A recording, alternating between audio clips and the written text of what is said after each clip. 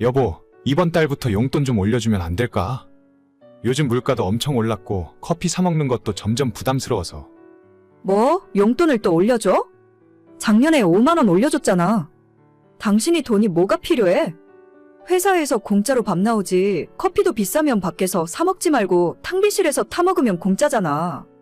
아니, 그게 어디 내 맘대로 되나? 동료들이랑 밖에 나가서 커피 사 마실 때도 있는 거지. 그럴 때마다 나만 돈 없어서 못 마시면 눈치 보여.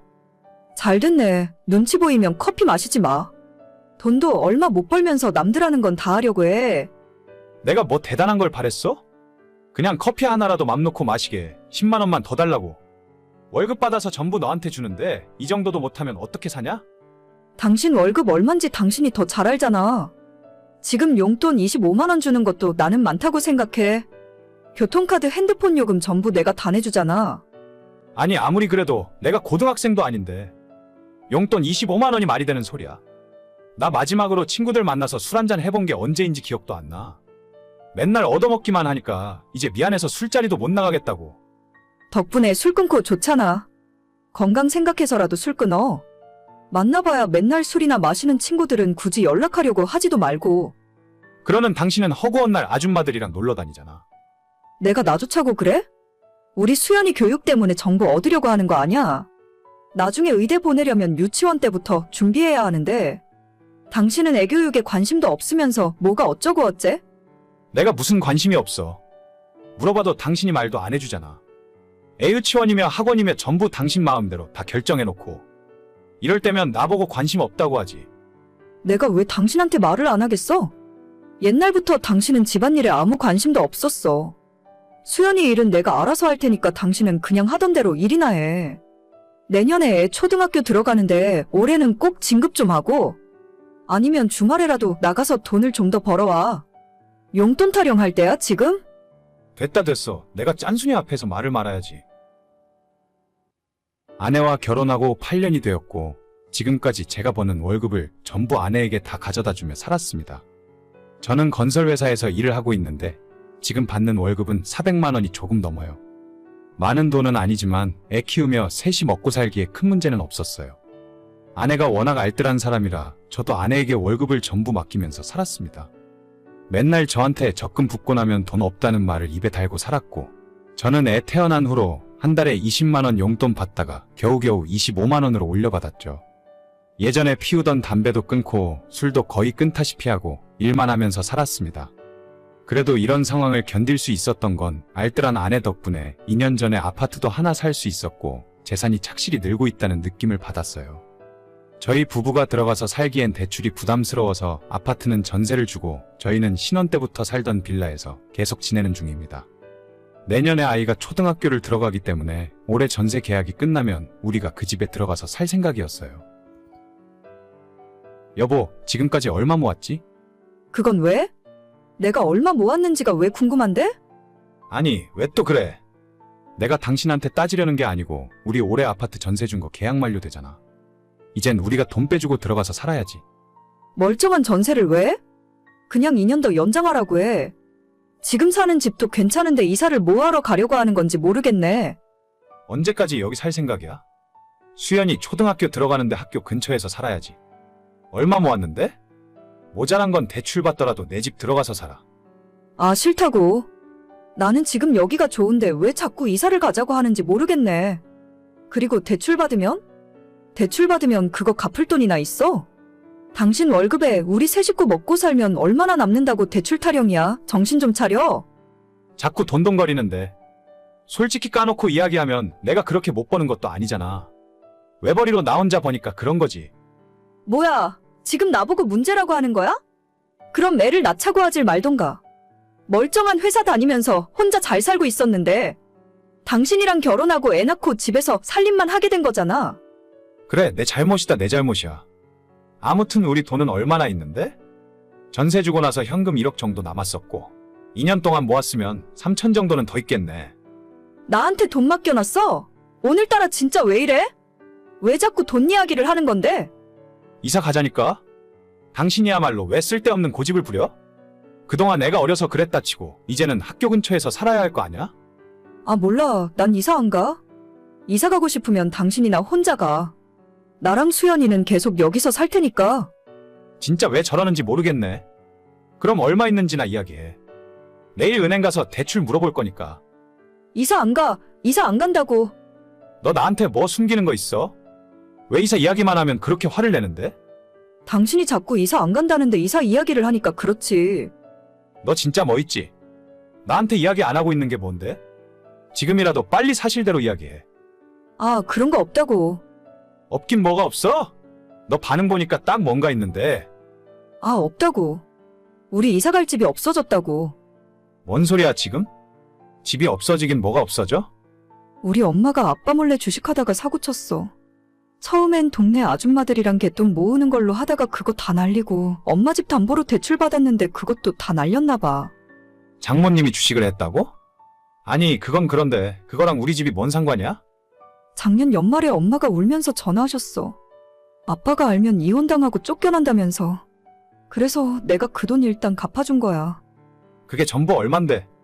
개돈이 3천이고 집담보로 대출 받은 게 2억이야. 이자까지 다 해서 2억 4천 정도. 그거 내가 갚아줬어. 너가 그런 큰 돈을 무슨 돈으로 갚았는데? 집 팔았다고. 집 팔았어. 작년에 집 팔고 엄마 돈 갚아줬어. 이제 됐냐? 너 진짜 미쳤구나. 그런 일을 나랑 상의 한마디 없이 너 맘대로 정해? 너한테 이야기하면 안 된다고 하겠지. 근데 어떡해. 자식된 입장에서 부모님 이혼하는 걸 볼 수는 없잖아. 너 이러려고 집 살 때 너 명의로 해달라고 했니? 나는 그것도 모르고 지금까지 깜빡 속고 살았네.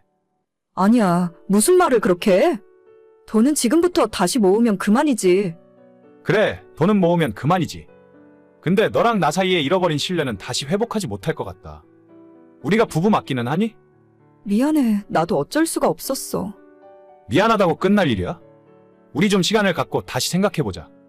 나 오늘부터 당분간 엄마 집에서 지낼게. 뭐야, 겨우 돈 몇 푼 때문에 집에도 안 들어오겠다고? 무슨 남자가 그렇게 쪼잔해? 너 진짜 후회하게 만들어줄게. 내가 그렇게 만만했니? 잘 살아보려고 너가 하는 말만 믿으면서 소처럼 일만 하고 살았는데. 그러니까 앞으로도 그렇게 살라고? 내가 다시 돈 모아서 집 사면 되잖아. 한 번 속지 두 번 속냐? 아무튼 너는 각오 단단히 하고 있어. 뭐 어쩌려고 그래? 이미 벌어진 일이잖아. 나랑 진짜 끝내기라도 하겠다는 거야? 우리 수연이는 어쩌라고?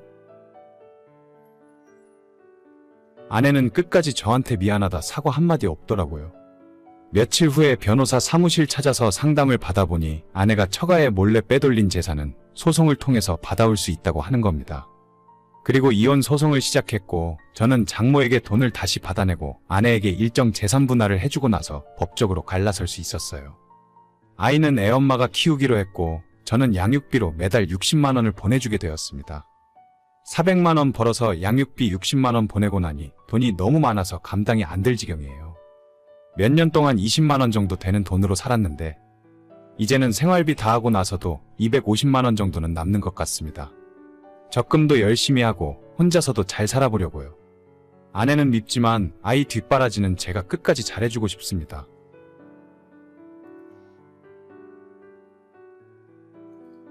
오빠 베란다에 자전거 요즘에 왜 안 타? 먼지가 뽀얗게 앉아있는데 저거 비싸게 주고 사놓고 왜 타질 않는 거야? 그동안 겨울인데 추워서 못 한 거야. 밖에 외출하는 것도 부담이니까 못 나가고 있었는데 이제 날도 거의 다 풀렸으니까 다음 주부터 나가서 탈까 싶어. 응, 이제 괜찮아. 여보가 자전거 필요 없는 것 같아서 내가 처리했어. 걱정하지 말고 열심히 일이나 하세요. 그게 무슨 소리야? 당신 그 자전거 어떻게 할 셈인데? 방금 전에 중고로 50만 원에 팔아버렸어. 내가 물티슈로 좀 닦으니까 새 것처럼 반짝거리더라고. 원래 60만 원에 내놨는데 쿨거래로 산다길래 10만 원 깎아줬지. 뭐라고? 그거 200만 원짜리야. 팔려면 제값을 받고 팔아야지. 그게 무슨 짓이야? 어차피 타지도 않는 거 누군가 가져가서 잘 타고 다니면 된 거 아니야? 50만 원은 내가 물건 거래하느라 고생했으니까 수고비로 잘 쓸게. 아니 나한테 한마디 상의라도 하고 팔았어야지. 진짜 너무하는 거 아니야? 그러게 타지도 않을 자전거는 뭐하러 그렇게 비싼 걸 샀어? 앞으로는 돈 안 드는 취미를 해. 진짜 내가 말을 말아야지. 작년에 결혼한 와이프는 결혼과 동시에 회사를 그만두고 집에서 살림을 하고 있습니다. 제 월급이 아내에 비해 2배 정도 많았고 그 돈이면 충분히 먹고 살겠다고 판단을 한 건지 신혼 2달째 만에 직장 상사와 트러블이 생겼다는 이유로 5년 다니고 있던 회사를 그만두더라고요. 집에서 당분간 살림하면서 아이를 갖던지 자격증 공부를 해서 재취업을 하던지 하겠다고 저한테 이야기했지만 아직까지 우리 부부는 아이도 없고 아내가 공부하는 모습을 단 한 번도 본 적이 없습니다. 이것저것 공부한다며 사들인 책만 여러 권이고 인터넷으로 강의를 들어야 한다며 노트북도 새로 사고 누워서 공부한다며 핸드폰도 최신형의 큰 화면으로 구입하더라고요. 거기까지는 이해했습니다. 어차피 저는 옛날부터 제 와이프 될 사람이 집에서 살림하고 싶다 하면 그렇게 해주고 싶었거든요. 아직까지 능력이 부족해서 돈을 엄청 많이 벌어오진 못하지만 그래도 아이 없이 2사람 먹고 사는 데는 큰 지장 없을 정도는 되니까 아내에게 굳이 빨리 나가서 돈 벌어오라고 닥달하고 싶지는 않았어요. 오히려 제가 20대 초반부터 대학과 직장 때문에 집을 나와 자취를 하며 살았기 때문에 아내가 집에 있어주고 살림을 해주는 것이 더 좋다고 생각했습니다. 하지만 직장을 다니지 않고 집에 있는다고 해서 그게 제 와이프가 살림을 맡아서 하겠다는 소리는 아니더라고요. 여보, 오늘 퇴근하다가 집 앞에 사거리에 있는 떡볶이랑 튀김 좀 사다 주세요. 오늘 저녁에 떡볶이 먹자. 떡볶이 이틀 전에도 먹었잖아. 오늘은 그냥 집에서 간단하게 먹으면 안 돼? 밥이랑 냉장고에 엄마가 가져다 준 반찬이랑 해서 국만 하나 당신이 끓여 놓으면 안 되나? 아니, 나 오늘 떡볶이 먹고 싶다고. 어머님이 가져다 준 반찬. 맛이 없어 먹기 싫어. 그리고 국은 무슨 놈의 국이야. 떡볶이 살 때 오뎅 국물 좀 넉넉하게 달라고 하면 되잖아. 아니 여보, 나 떡볶이 먹으면 속 쓰려서 그래. 그러면 당신만 떡볶이 먹고 나는 반찬이랑 밥 먹을게. 됐어. 나도 그럼 안 먹을래? 괜히 사다 주기 싫으니까 속 쓰리다는 핑계 대는 것 좀 봐. 아니야, 내가 퇴근하다가 떡볶이 사갈게. 진짜? 알겠어, 여보. 오늘 딴 데 들르지 말고 빨리 집에 들어와. 이따 음식물 쓰레기도 버려야 한단 말이야. 그래, 알겠어. 정신을 차려보니 아내는 집에서 뭐 하는 사람인지 도무지 모르겠더라고요. 청소는 집안이 돼지우리가 될 정도로 손도 안 대고 있었고 너무 답답해서 제가 청소기를 돌려야 그나마 좀 치우는 척이라도 하는 수준입니다.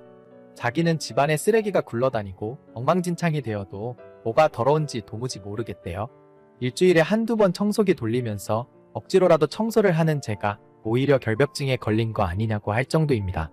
아마 그마저도 제가 안 하면 결혼하고 지금까지 저희 아내는 청소기, 물걸레질을 단 한 번도 안 하고 살았을지도 모르겠네요.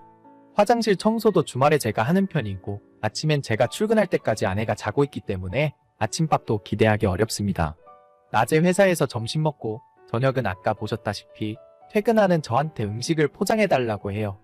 저희 엄마가 종종 반찬을 만들어서 가져다 주시는데 아내는 보통 낮에 집에서 라면을 끓여 먹기 때문에 반찬도 거의 손을 대질 않습니다. 자기가 안 먹어서 그런 건지 음식은 거의 할 줄도 모르고 배워서 할 생각도 없어요. 오히려 10여 년간의 자취 생활로 인해서 제가 대충 뚝딱거려서 만드는 음식이 아내가 한 음식들보다 더 맛이 있을 정도입니다. 자격증 공부를 하는 것도 아니고 그렇다고 집안 살림을 하는 것도 아닌데 저희 아내는 하루 종일 집에서 뭘 하고 있는지 저도 그게 궁금할 지경이에요. 너무 걱정스런 마음에 아내를 붙들어 앉혀놓고 진지하게 뭘 하고 싶은지 물어보면 자기한테 나가서 돈 벌어오라고 압박하는 거냐면서 펑펑 울어버리기 일쑤입니다. 이런 와이프에게 제가 더 이상 무슨 소리를 하겠어요? 결혼 생활이 원래 이런 건가 생각하면서 살고 있었는데 요즘 들어서 아내가 이상하게도 자꾸 제 물건을 중고로 팔아치우기 시작했습니다. 여보, 아침에 출근하려고 보니까 내 감색 넥타이가 하나 사라졌던데 그거 혹시 당신이 알고 있어? 그거 명품이더라? 당신한테 명품 넥타이가 뭐가 필요해? 중고로 팔아서 살림에 보탰으니까 그렇게 알아. 내가 나중에 인터넷으로 비슷한 넥타이 2개 더 사줄게. 아니, 그거 우리 부모님이 여행 다녀오시면서 선물로 사오신 건데 그걸 마음대로 팔아버리면 어떡해? 그럼 이제 와서 어쩌라고. 별로 하고 다니지도 않아서 당신이 별로 마음에 안 들어하는 줄 알았지. 그거 얼마에 팔았는데? 내가 돈 줄 테니까 다시 가서 받아와. 한 번 팔았는데 어떻게 달라고 해. 20만 원 받고 팔았다. 왜? 그냥 새로 하나 사. 내가 당신 때문에 진짜 미치겠다. 아내가 직장을 그만둔 뒤로 우리 집의 돈 관리는 제가 맡고 있어요. 생활비는 넉넉하게 주는 편이고 모자라면 언제든 이야기하면 더 주겠다고 했습니다. 근데 저희 집안 상황을 보셔서 알다시피 아내는 장을 봐서 음식을 만드는 일도 없고 청소도 안 하고 집 꾸미는 것에 관심도 없어서 도무지 제가 주는 생활비를 어디에 쓰는지 모르겠습니다. 공과금, 대출금 이것저것 고정비로 나가는 돈은 제가 다 알아서 내고 있고 와이프에게는 생활비 겸 아내 용돈으로 매달 150만 원씩 주고 있어요. 그래도 생활비 주고 나서 2주 정도 지나면 돈 부족하다고 징징거립니다. 그때마다 20만 원, 30만 원 정도 추가로 주고 있기 때문에 거의 매달 200만 원씩 아내에게 주고 있었어요. 그 돈으로 이것저것 본인 필요한 물건을 사는 것 같은데 돈 어디다 썼냐고 물어보면 보나마나 울고불고 싸우게 될 것이 뻔한 일이라 피곤해지기 싫어 모른 척하고 살았습니다. 하지만 이렇게까지 했는데도 저희 아내는 혼자 돈이 더 필요한 건지 자꾸만 제 물건을 야금야금 내다 팔더라고요. 하지 말라 경고도 해보고 좀 심하다 싶은 날에는 크게 소리 지르고 화도 내봤지만 그때마다 미안하다고 눈물 찔끔 흘리고 다신 안 그러겠다 싹싹 빌더니 며칠 후면 다 까먹었는지 또 시작입니다. 제가 와이프 돈 쓰는 것 때문에 눈치 준 적도 없고 내 물건 내다 팔 바에야 차라리 나한테 돈을 달라고 해라. 그러면 돈을 더 주겠다고 몇 번씩이나 이야기했어요. 하지만 아내는 돈도 돈이지만 중고로 물건을 내다 팔았다는 거에 흥미를 느끼는 것 같더라고요. 제 물건뿐 아니라 집안에 있는 오만 잡동사니들을 전부 중고장터에 내다 팔아버리고는 자기가 쓸모없는 물건들도 돈을 만들어 왔다면서 뿌듯해했습니다. 중요한 물건을 몇 번 그런 식으로 날려버리고 그 다음부터 제 물건들은 전부 서재에 넣어놓고 아내에게 신신당부를 했습니다. 다른 건 내다 팔아도 괜찮은데 내 서재 안에 들어있는 물건들은 정말 중요한 것들이니까 절대로 손대지 말라고요. 와이프는 제 말을 알겠다고 했고 한 달이 더 지났을 때 집안에 남아있는 물건들이 없을 정도로 아내는 전부 중고장터에 내다 팔았습니다. 한 번은 전자레인지를 자긴 안 쓴다며 같은 아파트 사람에게 팔아버려서 제가 퇴근하고 야밤에 부랴부랴 찾아가서 죄송하다고 몇 번이나 고개 숙이고 다시 찾아온 적도 있어요. 싸우고 화를 내봤자 아내에게는 아무 소용이 없었습니다. 그렇게 더 이상 내다 팔 물건이 집에 없어지자 이젠 끝이겠지 생각했는데 얼마 전 드디어 아내는 감당할 수 없을 정도로 큰 사고를 치고 말았어요. 여보, 나 오늘 100만 원 벌었다? 오늘 저녁에 한우 사줄게. 빨리 들어왕. 그게 무슨 소리야?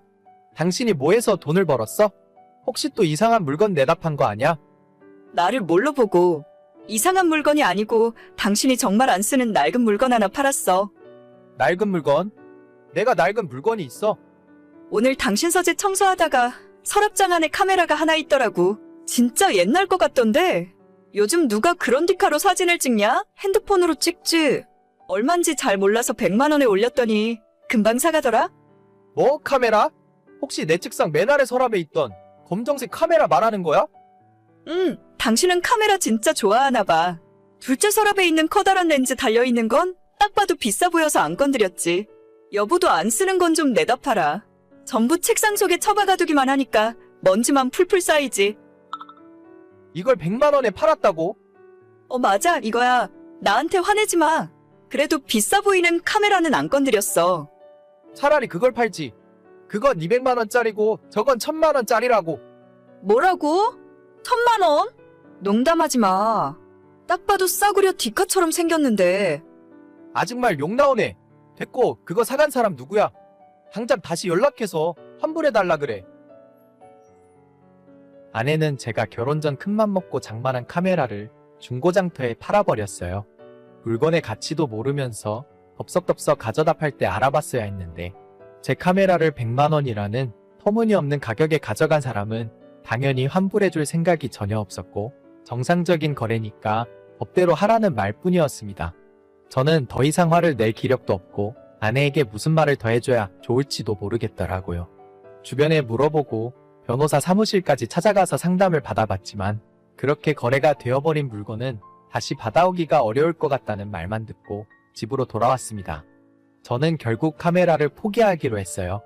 그와 동시에 제 아내도 함께 포기하기로 결정했습니다. 아내에게 처갓집에 좀 가자고 제 차에 태워서 장모님 댁에 데려다 놓고 저는 더 이상 이 사람이랑 못 살겠으니 장모님이 데리고 살라 하고 혼자 집으로 돌아왔어요.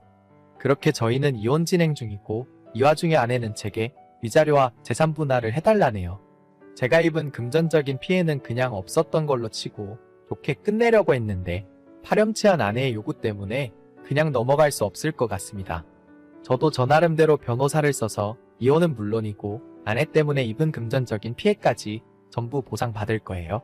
언젠간 철이 들고 변하는 모습을 보여줄 거라 생각했지만 사람 함부로 믿고 고쳤을 수가 없네요. 오늘의 사연은 여기까지입니다. 구독과 좋아요, 알림 설정은 많은 힘이 됩니다. 다들 행복하시고 좋은 하루 되세요.